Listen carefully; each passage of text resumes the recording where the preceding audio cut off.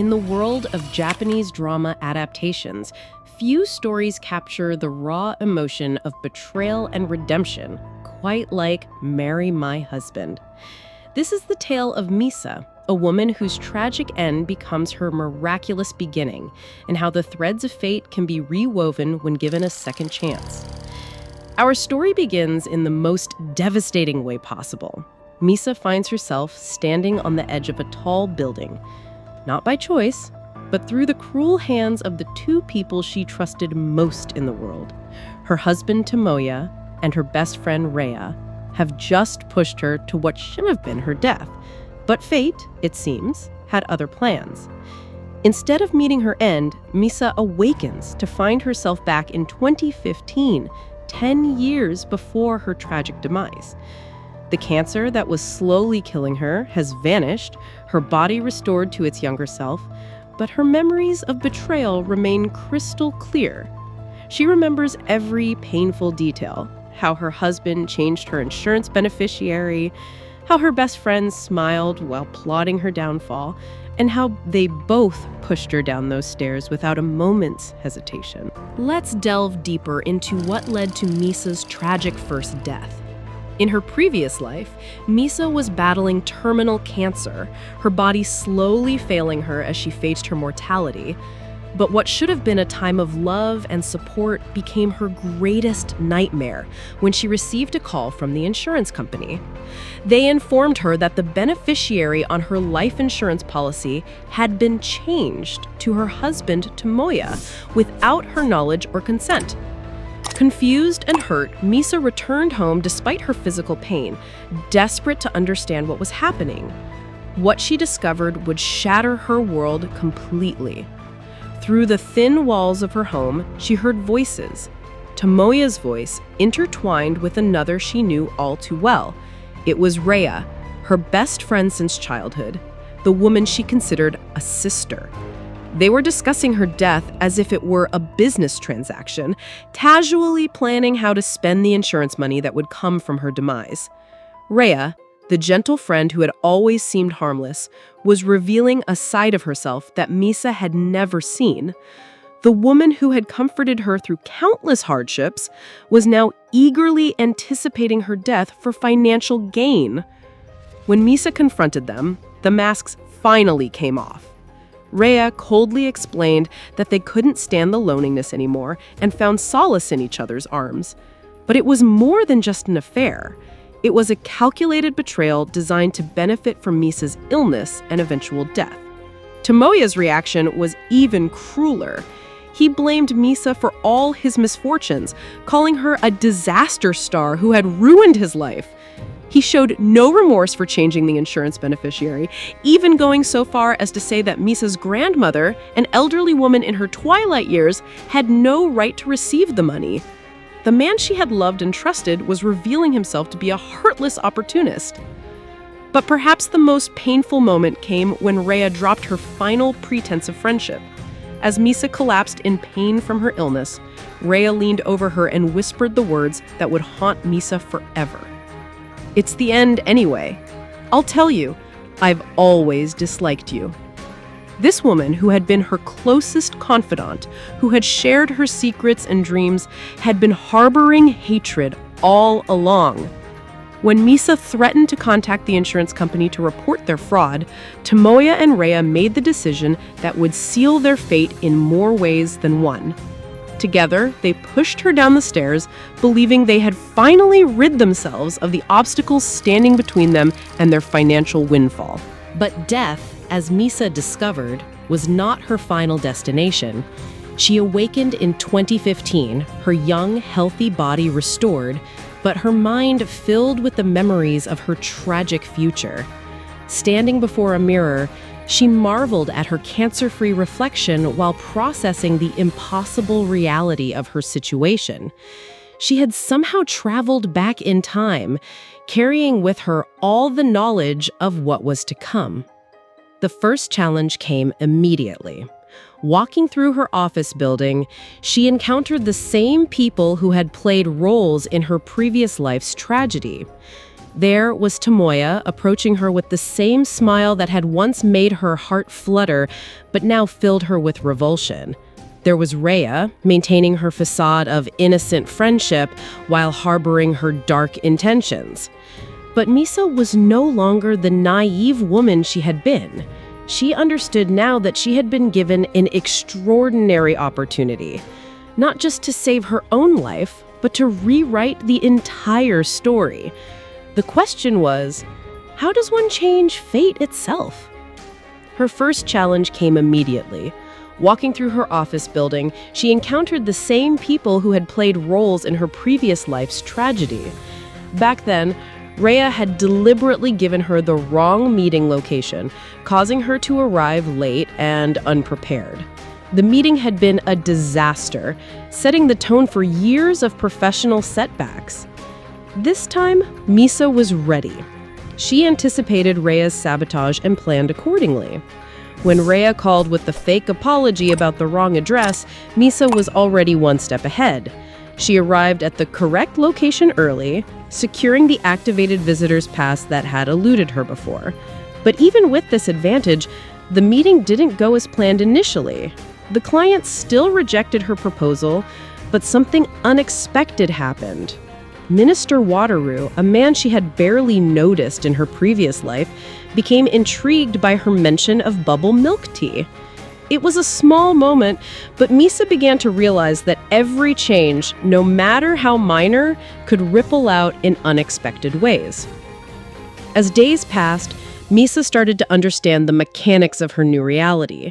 She discovered that while she could change specific outcomes, the general pattern of events seemed to want to unfold similarly to her previous life. If she avoided one misfortune, it would often transfer to someone else. This wasn't just about changing her fate, it was about redistributing the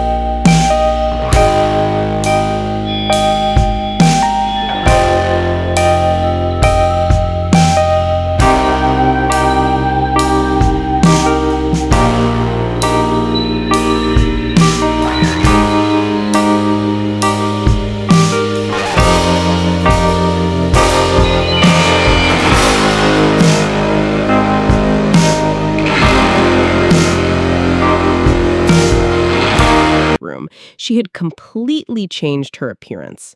Gone was the timid, apologetic woman who had slouched through a previous life. In her place stood a confident, beautiful woman who commanded attention the moment she walked into the room.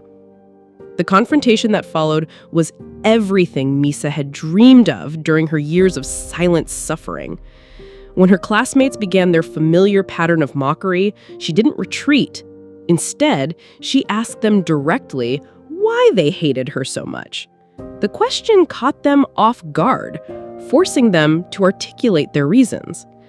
That's when Udo appeared, the boy whose relationship with Rehea had been supposedly threatened by Misa's jealous rumors. But instead of supporting the narrative that had painted Misa as a villain, Udo did something unexpected. He exposed Rehea's lies publicly, revealing how she had manipulated everyone's perceptions to turn them against Misa. The moment was cathartic beyond words. Years of suppressed anger and hurt poured out as Misa finally said everything she had kept locked inside. She accused her former classmates of blindly believing Rehea's manipulations and condemned Rehea for her years of calculated deception. Walking alone in the rain after the reunion, Misa felt a mixture of triumph and exhaustion. The emotional release had been necessary, but she knew this was just the beginning. Her real work was just starting. That's when Wataru appeared, offering her an umbrella and a gentle presence in the storm. His simple gesture, "I can at least hold an umbrella for you," spoke to a kindness that Misa was only beginning to recognize. As Misa's plan progressed, she found herself walking an increasingly complex tightrope. She needed to maintain her relationships with both Tamoya and Rehea, while subtly pushing them toward each other. It required a delicate balance of apparent vulnerability and hidden strength. The key was understanding each person's psychology. Tamoya was ultimately selfish and opportunistic, drawn to whatever seemed most advantageous to him in the moment. Rehea, on the other hand, was driven by a deep-seated envy and competitiveness, especially toward Misa. If Misa could make herself seem less desirable while making Tamoya appear more valuable, Rehea's natural instincts would do the rest. The process began with small, seemingly innocent interactions. Misa would arrange group outings where she would deliberately show affection toward Tamoya in front of Rehea, knowing that Rehea's possessive nature would be triggered. She would then create opportunities for Tamoya and Rehea to be alone together while positioning herself as increasingly independent and less available. The workplace provided the perfect laboratory for these experiments. When the management decided to reassign a challenging project, Misa used her knowledge from her previous life to guide her colleague Yuriko away from making the same mistakes that had cost her dearly before. The project that had once been a source of endless overtime and family tragedy for Yuriko now proceeded smoothly, while the incompetent manager who had orchestrated the situation found himself facing consequences instead. But the most significant development was Misa's evolving relationship with Wataru. In her previous life, she had barely noticed him, focused as she was on Tamoya and dealing with Rehea's manipulations. Now, she was beginning to see him clearly for the first time. He was intelligent, kind, and genuinely interested in her well-being. More puzzling still, he seemed to appear at exactly the right moments, as if he somehow knew when she needed help. Their interactions were charged with a tension that Misa couldn't quite understand. There were moments when Wataru looked at her with such intensity, as if he were seeing someone he had lost and found again. His protectiveness toward her seemed to go beyond casual interest, hinting at deeper emotions and perhaps hidden knowledge. The complexity of the situation increased when Rehea began to show interest in Wataru.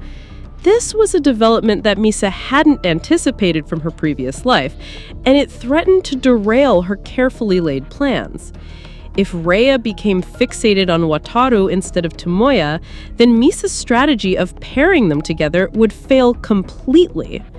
Misa found herself in the unexpected position of having to protect Wataru from Rehea's manipulations, while simultaneously trying to redirect Rehea's attention back to Tamoya. It required her to act against her growing feelings for Wataru, even going so far as to spread rumors about his character to discourage Rehea's interest. As Misa's plan progressed, the web of deception became increasingly complex. She found herself managing multiple relationships and storylines simultaneously, each requiring careful attention to maintain the delicate balance she had created. The Vineyard Trip became a crucial test of her strategy. Misa used her knowledge of future events to prevent several disasters while orchestrating others. She knew that in her previous life, Miko had been blamed for a peanut allergy incident that hospitalized an important client. This time, she and Wataru worked together to prevent the accident, causing the consequences to fall instead on the section chief who had orchestrated the blame game. During this same trip, Misa carefully dressed Tamoya to make him as attractive as possible to Rehea, while creating opportunities for them to be alone together. Her plan worked better than she had hoped. By the end of the evening, she watched from the shadows as Tamoya and Rehea finally crossed the line from friendship into something more intimate. The sight should have filled her with triumph, but instead, Misa found herself feeling unexpectedly emotional. Watching her former husband and best friend together wasn't just vindication. It was also a final goodbye to the naive woman she had once been, the one who had trusted them both completely.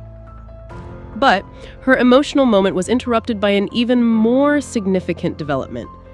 She began to notice patterns in Wataru's behavior that suggested he might know more about her situation than he was letting on. His timing was too perfect, his knowledge too specific, his protectiveness too intense for a casual acquaintance. The revelation came gradually through small details. Wataru's calendar, glimpsed accidentally, contained dates and events that seemed connected to both their lives in ways that shouldn't have been possible unless he had foreknowledge. His reactions to certain situations suggested familiarity with outcomes he couldn't possibly predict. The pieces of the puzzle finally came together when Misa realized the truth. Wataru had also been reborn. He had traveled back in time just as she had, carrying his own memories of their tragic future. But, unlike her, his motivation hadn't been revenge or self-preservation. His entire focus had been on saving her. This revelation recontextualized everything about their interactions. His seemingly coincidental appearances, his protective instincts, his intense emotional reactions. All of it made perfect sense if he had watched her die in their previous life and had been given a chance to prevent it. The knowledge was both comforting and terrifying. On one hand, it meant she wasn't alone in this strange second life. On the other hand, it suggested that the forces that had brought them back might have their own agenda, one that neither of them fully understood. As Rehea and Tamoya's relationship deepened, Misa's plan entered its final phase. She had successfully maneuvered them into a position where marriage seemed inevitable, but she needed to ensure that they would experience all the hardships that had originally been meant for her. The key was Tamoya's mother, a domineering woman who had made Misa's married life miserable in her previous life. This time, Misa was determined that Rehea would inherit that particular burden. She arranged for the two women to meet, positioning Rehea as the perfect submissive daughter-in-law, while demonstrating her own independence and unwillingness to be controlled. The strategy worked perfectly. Tamoya's mother, who had expected to find another meek woman to dominate, instead encountered a confident Misa who refused to bow to her demands. When Misa walked out of their first meeting without apologizing or compromising, it sent a clear message that she would not be the traditional daughter-in-law this family expected. Meanwhile, Rehea stepped into the role with apparent eagerness, presenting herself as everything Tamoya's mother wanted in a daughter-in-law. The older woman immediately preferred Rehea to Misa, setting the stage for the miserable marriage that Misa had once endured. The workplace dynamics were shifting as well. Using her knowledge of future events, Misa was able to protect her allies while ensuring that those who had wronged others faced appropriate consequences. The section chief who had planned to scapegoat Miko for the peanut allergy incident found himself transferred to a subsidiary company instead. Yuriko, who had resigned due to harassment in the previous timeline, was able to keep her position, while Rehea found herself increasingly isolated and blamed for various problems. But the most significant development was the deepening relationship between Misa and Wataru. As they worked together to navigate the complexities of their shared situation, their mutual attraction became undeniable. Their first kiss, shared on Christmas Eve after Rehea and Tamoya's wedding, was a moment of genuine connection that transcended the manipulation and planning that had dominated their lives. The wedding itself was a masterpiece of orchestrated irony. Misa had agreed to help Rehea find guests for the ceremony, using her connections to fill the venue with people who knew exactly what kind of person Rehea really was.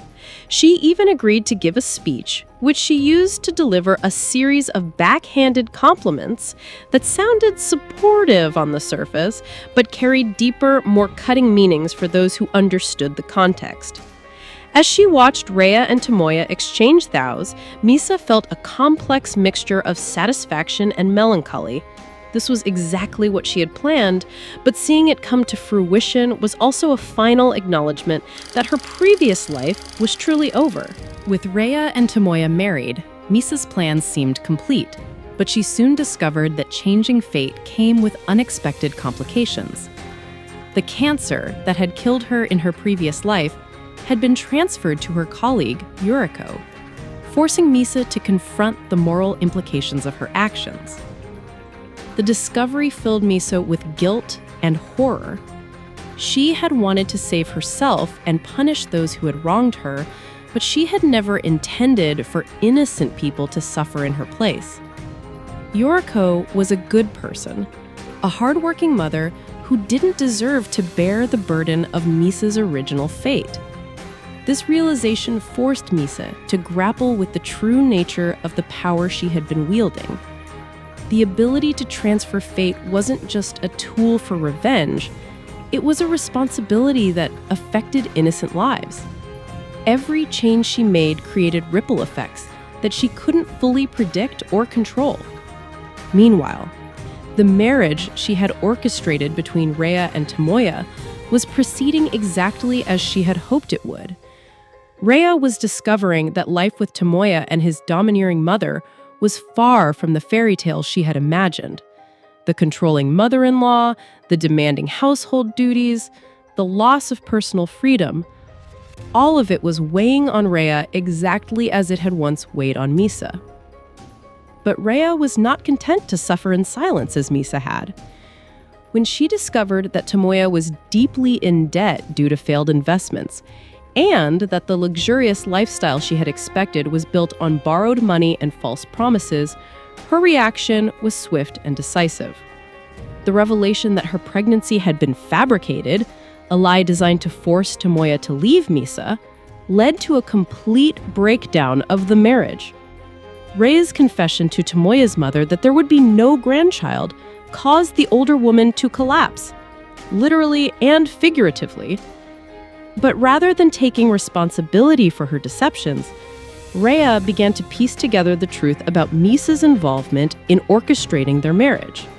She realized that every seemingly coincidental event, every opportunity that had brought her and Tamoya together, had been carefully planned by Misa. The discovery transformed Rehea from a woman seeking happiness through deception into someone consumed with rage and a desire for revenge. She began to see Misa's hand in every misfortune that had befallen her, and her obsession with her former friend took on a dangerous intensity. The final act of this complex drama began with Wateroos' full confession to Misa about his own rebirth. He revealed that in their previous life, he had witnessed her death, arriving too late to save her, but in time to see her body broken at the bottom of those stairs. The trauma of that moment had somehow enabled his own journey back in time. His love for Misa, he explained, had begun years earlier when they were in college, but he had never found the courage to act on his feelings. When she chose Tamoya instead, Wataru had accepted his fate and watched from a distance as her life unfolded in tragedy. His rebirth had been an opportunity not just to save her life, but to finally be part of it in the way he had always dreamed. The revelation added another layer of complexity to Misa's understanding of their situation. Her rebirth hadn't been just about her own choices and actions. It had been intertwined with Wateru's love and determination to protect her. The mysterious timing of his appearances, his uncanny ability to help her at crucial moments, all of it made perfect sense in this context. But their moment of understanding was shattered by Rehea's final desperate gambit. Unable to accept that she had lost everything through her own choices and manipulations, Rehea decided to take direct action against the woman she blamed for all her problems. The kidnapping was carefully planned, using the section chief as an accomplice and targeting Wateru's obvious affection for Misa as a weakness to be exploited. Rehea's demands weren't for money or escape, they were for acknowledgement and reconciliation, the desperate pleas of someone who had never learned to take responsibility for her own actions. The confrontation on the Ferris wheel was the culmination of years of hidden resentment and jealousy. Rehea's confession that she had always disliked Misa wasn't just cruelty, it was the truth about a friendship that had been built on deception from the very beginning. Rehea had stayed close to Misa not out of affection, but because she needed someone to feel superior to, someone to blame for her own failures and inadequacies. When Misa revealed her own rebirth and the true scope of the plan she had executed, it broke something fundamental in Rehea's psyche. The realization that she had been outmaneuvered so completely that every choice she thought she had made freely had actually been guided by Misa's hidden hand drove her to attempt murder-suicide. The rescue was dramatic and costly. Wateru's intervention saved Misa's life, but left him severely injured and unconscious. In those terrifying moments as he lay bleeding, Misa finally understood the true cost of the game she had been playing with fate. But fate, it seemed, had one final gift for them. The car accident that had killed Wataru in his previous timeline was transferred to Tamoya, who died in a crash caused by Rehea's sabotage of his vehicle. Rehea herself chose death over facing the consequences of her actions, jumping from the Ferris wheel in her final act of selfishness. Conclusion: the weight of second chances. As I reflect on this extraordinary story, I'm struck by the profound questions it raises about fate, free will, and the nature of justice. Misa's journey from victim to architect of her own destiny is compelling, but it's also morally complex in ways that make us uncomfortable. The concept of transferable fate is fascinating from a storytelling perspective, but it raises troubling questions about collateral damage. Yuriko's cancer, the various misfortunes that befell innocent people, the manipulation of others' choices, these elements suggest that even justified revenge comes with costs that extend far beyond the original victims and perpetrators. What makes the story particularly powerful is how it examines the psychology of toxic relationships.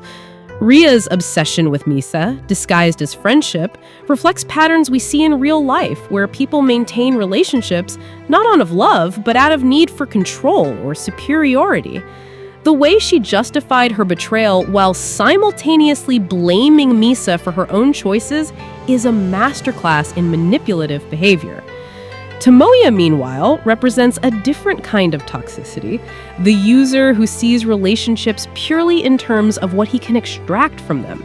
His treatment of Misa as both a burden and a resource to be exploited speaks to a worldview that sees other people as means to an end, rather than as individuals worthy of respect and consideration. The story's resolution is satisfying on an emotional level. The villains face appropriate consequences, while the heroes find love and healing. But it's also earned through character growth rather than simple wish fulfillment. Misa doesn't just get revenge, she learns to value herself and to choose relationships based on genuine care rather than habit or societal expectations. Wataru's role as the patient, selfless love interest who literally travels through time to save the woman he loves might seem fantastical, but it works because his motivations are clearly established and his actions are consistent with his character. He's not perfect. His willingness to sacrifice himself repeatedly suggests